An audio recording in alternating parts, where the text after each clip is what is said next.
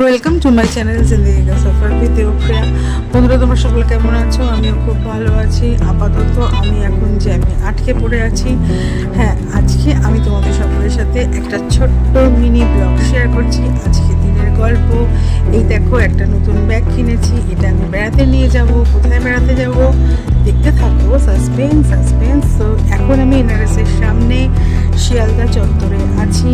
শিয়ালদা কিন্তু ভীষণই খুব জ্যাম হয়েছিল। আজকে ছট পুজোর দিন ছিল। খুব জ্যামের মধ্যে আটকে আটকে রাখতে কিন্তু আমরা আমাদের গন্তব্যস্থলে পৌঁছালাম। কোথায় যাচ্ছি? বেড়াতে যাচ্ছি আমি। তো তার আগে হঠাৎ করে মনে হলো একটুখানি কোথায় যাবো। এখন তো এসে পৌঁছেছি রাজাবাজারে। দেখো, ভিক্টোরিয়া কলেজের সামনে। এখানেই আমি আসছি। আর হ্যাঁ, এটাই হচ্ছে আমার গন্তব্য। আমি এসে গেছি ভিক্টোরিয়া কলেজের সামনে এই ফুচকা স্টলে। বিশ্বাস হচ্ছে না, সাউথ কলকাতা থেকে একেবারে নর্থ কলকাতায় শুধুমাত্র ফুচকাটা নেই। একদম ঠিক শুনেছ বন্ধুরা, আমি এইখানে ফুচকাটা খেতে এসেছি ঠিক এই কারণে। দেখো দেখো, হ্যাঁ, এই যে বড়াটা মেখে ঘুরিয়ে দিল। কি ঘুরিয়ে দিল? এই যে এই বড়াগুলো মেখে ঘুরিয়ে দিল। হ্যাঁ, অ্যাকচুয়ালি আমি এখন ফুচকা নিচ্ছি না, আমি এখন চুরমু নিচ্ছি। ফুচকা আমরা বিনপুরে খেয়ে ফেলেছি, এবার আমি চুরমু নিচ্ছি। এই যে চুরমুরের মধ্যে বা ফুচকার মধ্যে এই যে বড়াটা ঘুরিয়ে দেখতে পাচ্ছ, যে বড়াটা করাচ্ছে, এটা কিন্তু কলকাতা শহরের কোথাও হয় না। হ্যাঁ, কলকাতা শহরে কোথাও পাওয়া যায় না।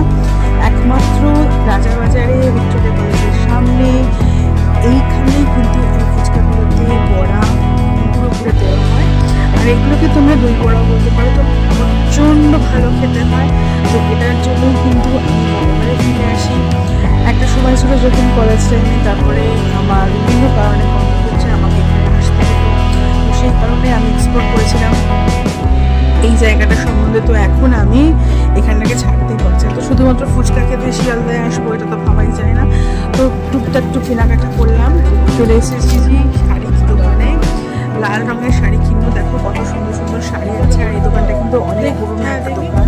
শিয়ালদা স্টেশনে ঢোকার মুখেই সাবওয়ের কাছাকাছি কিন্তু এই দোকানটা রয়েছে, মা তারা স্টোর। তোমরা কিন্তু চাইলে আসতে পারো। আর এখানকার রিজনেবল প্রাইস আর প্রচুর স্টক, দেখতেই পাচ্ছ। তাহলে আজকের মতন টাটা। সকলে খুব ভালো থেকো, সুস্থ থেকো, আর দেখতে থাকো আমার ভিডিওগুলো।